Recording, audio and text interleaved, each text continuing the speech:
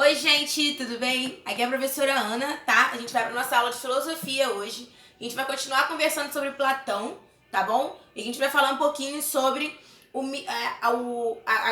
grande momento que todo mundo conhece de Platão, que é a ideia do mito ou alegoria da caverna, que é o momento em que o Platão vai pôr em prática essa ideia do que seria a construção do homem e como o homem conseguiria atingir esse mundo das ideias, tá? E a racionalidade, como que isso aconteceria, beleza? Então, essa alegoria da caverna por Platão, antes de a gente começar a falar da alegoria, a gente precisa deixar algumas coisas bem claras, tá? Ela é uma encenação, tá? Feita numa caverna, que pretende mostrar que alguns homens são privilegiados e conseguem se libertar e chegam à verdade.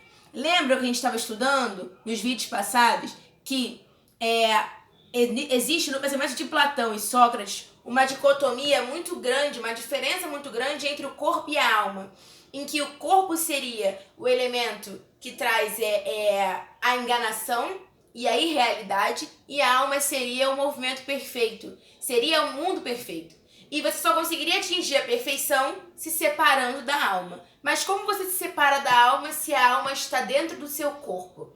Para o Platão, a alma entrar no corpo é um desastre, é um desastre natural mesmo. É uma tristeza para a alma ter contato com um corpo tão errôneo e tão, impuro assim. Então o nosso corpo nos impede de entrar em contato com o conhecimento verdadeiro, justamente porque impede que a alma tenha seu pleno funcionamento.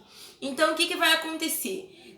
Nessa alegoria da caverna, ele vai tentar mostrar o que aconteceria aos homens se saíssem se largassem, né, o corpo e tentassem transcender, e tentassem atingir a alma sem morrer, né? Porque uma das opções que o Platão tinha pra gente se o seu corpo e a sua alma estão se a sua alma está presa dentro do corpo, a única forma de você liberar a sua alma para a razão total é morrer. Se libertar do seu corpo humano, do seu corpo. Isso não é viável, porque se você morre, então como que você vai ter o conhecimento? Então fica meio... é uma dicotomia, fica estranho, fica meio complicado. Então nessa alegoria da caverna, ele vai tentar mostrar o que aconteceria, tá? Então, nesse momento que essa alegoria, ela tem o principal motivo de ser uma encenação que mostra a libertação de alguns homens, mas não de todos, tá? Ela vai mostrar o que vai acontecer se alguns homens se libertarem, beleza? E aí, como que eles se libertam não é explicado, tá? Isso não é explicado, como que eles poderiam se libertar, a gente só consegue teorizar algumas coisas, tá bom? A caverna, na verdade... Ela vai funcionar como um jogo de luz e sombra, tá? Como se fosse um teatro de fantoches. Então a caverna ela não tem apenas uma função alegórica, não, tá? Como se fosse um palco, não. Ela tem um significado, mas é um significado diferente do que ela deveria ter como caverna.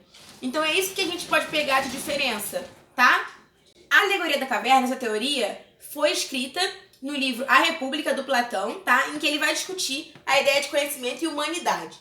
Então vamos partir para o que é essa alegoria e o que é esse mito, como que funcionava.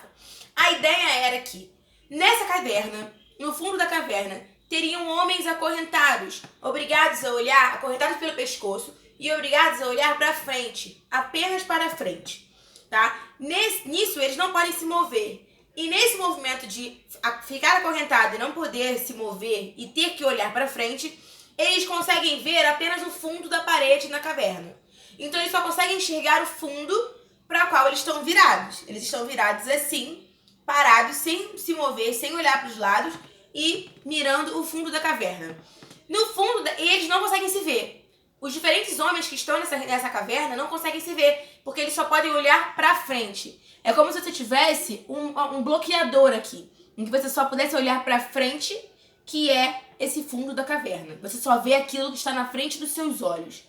Você é impedido de olhar para os lados, de olhar ao redor, beleza? Então, atrás desses homens tem uma fogueira. Uma fogueira que é separada deles por uma paredezinha bem baixa. A grande sacada dessa parede baixa, que eu vou deixar nas imagens para vocês perceberem também, porque imaginar isso é difícil, né? Mas atrás desses homens, você tem uma fogueira que é separada deles por uma parede bem baixa. Atrás dessa parede, pessoas passam carregando em cima das suas cabeças estátuas, tá? Essas estátuas ou objetos representam homens e outras coisas viventes, outras coisas vivas, tá? Então, imagine a cena. Você só tá vendo o fundo da caverna, você tem uma fogueira que reflete essa luz, e o que ela vai refletir é apenas o que passa, são apenas os objetos que são levados por esses homens, que esses homens não aparecem por causa da parede pequenininha.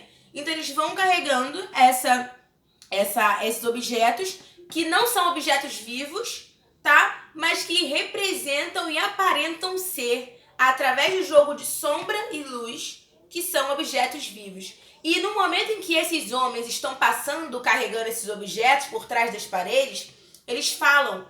E quando o prisioneiro da caverna escuta esse som, ele acredita que o som vem daquele objeto que está sendo projetado no fundo da caverna na sua frente. Um pouco difícil de entender? Eu sei, tá? É um pouco complicado mesmo, realmente, tá? Mas fica calmo, beleza? Então, esses prisioneiros, eles conseguem ver apenas as sombras projetadas na parede, tá? Na frente deles. E essas paredes ecoam os sons na caverna que acabam fazendo com que eles acreditem que isso tudo seja realidade. Então, e se um prisioneiro sair da caverna? O que vai acontecer? Como que esse cara sai da caverna? Porque a ideia do mito da caverna é justamente essa. É de você mostrar que nós vivemos em um mundo de projeções e sombras e que poderíamos chegar à luz. Mas como que se chega à luz? Aí o Platão não consegue explicar pra gente como se dá essa relação, tá? Mas o que ele vai deixar explicado pra gente são algumas possibilidades. E se um prisioneiro, por um acaso, sair da caverna? Você tem 3 possibilidades de sair da caverna. A primeira possibilidade seria se você fosse forçado a ver a realidade. Se alguém fosse lá, te tirasse as correntes do seu pescoço e jogasse você imediatamente na luz, fora da caverna. Isso faria com que seus olhos fossem feridos de uma forma que você não conseguiria mais entender o que era realidade e o que não é realidade. Então, se alguém te forçar a sair desse estado, literalmente, você não consegue sair porque seus olhos ficariam feridos. A outra possibilidade é se alguém entrasse na caverna e te contasse o que aconteceu. Olha, lá fora o mundo é diferente. Você entraria em um grande processo de negação e confusão mental, o que te faria a ter medo de sair da caverna. Então, por medo do que tem lá fora e por medo do real, por medo da luz, você ficaria dentro da caverna por uma confusão mental, tá? Essa é a segunda opção. A terceira opção que aparece, né, que é um pouco mais trabalhada pelo Platão, é a opção de que, ok, um prisioneiro consegue sair por conta própria, sai e ele consegue ver a luz. Ele vê o mundo real, que não é o mundo das sombras. E aí, quando ele vê esse mundo real, ele retorna à caverna para tentar avisar os outros. Olha, temos um mundo lá fora que é diferente. O que vai acontecer com esse cara? Ele, quando voltar para a caverna, ele ficaria cego pela escuridão. Ele seria cegado pela escuridão. Da mesma forma que uma pessoa forçada a ir à luz, ela ficaria cega também, esse cara que foi para a luz e voltou para a escuridão, ele ficaria preso agora novamente na escuridão e não conseguiria mais sair dali, tá? E se mesmo assim ele forçasse o outro a sair, ele poderia até mesmo ser morto, tá? Por estar contando uma realidade que não existe, por estar duvidando da realidade que o outro vive, tá? Essa ideia do ser morto, ela é bem dramática, né? De se você contar a realidade, do que acontece fora da caverna, você pode ser morto. Ela é uma situação que se aproxima da realidade do Platão, justamente porque Platão foi aluno de Sócrates e Sócrates foi condenado à morte, justamente pelas suas ideias de filosofia que ameaçavam o regime democrático, tá? Então, esse finalzinho aqui do que se você contasse a realidade, se você saísse desse mundo, você poderia ser morto, tem claramente uma relação com a vida de Sócrates, ok? Beleza? Então, esse personagem da caverna, se por um acaso se libertasse, ele correria o risco de morrer como Sócrates. Então essa é a pegada que ele vai fazer no final da alegoria da caverna. De dizer que talvez se você sair, ninguém pode ser forçado a enxergar a realidade. E se você for forçado, as coisas não dão certo. Se você voltar para contar, você mesmo é enganado pela luz e vai ficar lá dentro na escuridão. E se você tentar convencer as outras pessoas de que aquilo não é real, você pode ser morto. Então, como se sai dessa caverna? Aí é que tá, né? Ficamos aqui horas e horas e horas e horas e horas lendo o livro A República. E aí, como é que saímos da caverna? Como que faz? Tá? Essa relação da caverna, ela pode ser, ela é uma relação em que as coisas humanas, elas passam por essa situação também, de uma vida ilusória, de uma vida acorrentada a falsas crenças, a falsos acontecimentos, e também inertes a poucas possibilidades. Então, a nossa vida real, a gente pode fazer algumas citações, né, em relação a isso. A nossa vida, ela poderia estar ainda acorrentada a esse mundo inerte, tá? Então a gente estaria acorrentada, não, a nossa vida ainda estaria acorrentada a esse mundo ilusório. E aí caberia a alguém nos retirar desse mundo ilusório. Quem é esse alguém? É o filósofo, tá? O filósofo aqui em Platão, ele se põe num patamar de superioridade intelectual muito grande. Então aqui é o filósofo que é responsável por desfazer a confusão mental e a ilusão em que as pessoas normais e humanas vivem. Então ele teria esse poder, tá? Essa ideia de sair da caverna e de que só a filosofia seria a forma de libertação, ela é uma forma bem, podemos dizer que a gente pode até exercer uma certa crítica a isso. Porque quem sabe o que é melhor para você? Quem sabe o que é melhor para um governo? É um filósofo? E o que acontece? Quando a gente chega nessa ideia de o que é melhor e quem decide o que é melhor, no mito do Platão a gente vê claramente que é o filósofo. Então o filósofo, no mito do Platão, seria o responsável por libertar as pessoas e mostrar às pessoas o mundo real. Mas será que esse é o mundo real? Ou será que esse é o mundo do filósofo? Aí, ó. As loucuras da filosofia te pegando na sua vida. Mas vamos lá, tá? Algumas outras observações que são muito importantes sobre o mito da caverna é que a alegoria da caverna, ela funciona como se fosse um sintoma da teoria do Platão, tá? Ela não é a teoria, ela é um sintoma da teoria. O que significa isso? Um sintoma é um afloramento de superfície, tá? Cuja estrutura profunda e fundante ele exibe, mas ao mesmo tempo esconde. Então, o que é um sintoma? Você está doente, mas o sintoma ele não é a sua doença. Ele é só um dos sintomas da doença. Então, na alegoria da caverna, ele vem trazendo uma das ideias que vão fundamentar a sua teoria das ideias, tá? A sua teoria máxima principal. Então, esse mito ele funciona como um sintoma. E a gente consegue entender alguns pensamentos, algumas ideias filosóficas a gente consegue entender algumas filosofias através desse mito, tá?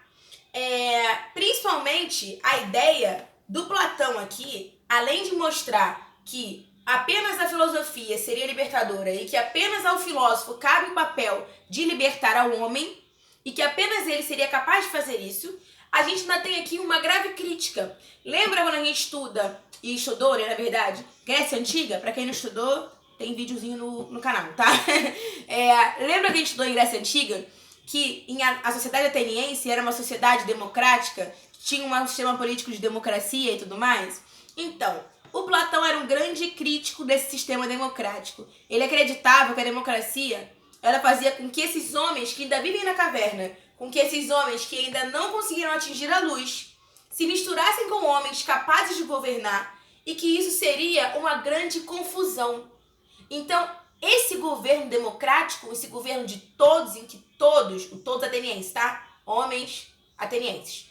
Onde que esse cidadão ateniense poderia participar, causaria uma grande confusão e poderia levar até mesmo a um regime completamente distorcido, tá? Que poderia levar a tiranias, a demagogias, a graves problemas, justamente porque permitiria que homens que não saíram ainda da caverna estivessem no governo, tá? E isso é muito preocupante para o filósofo. Por isso que eu te dei aquela pegadinha ali. Quem te tira da escuridão é o filósofo. Se o filósofo te tira da escuridão, quem é capaz de te governar? Você? Você sabe o que é melhor para você? Ou é o filósofo?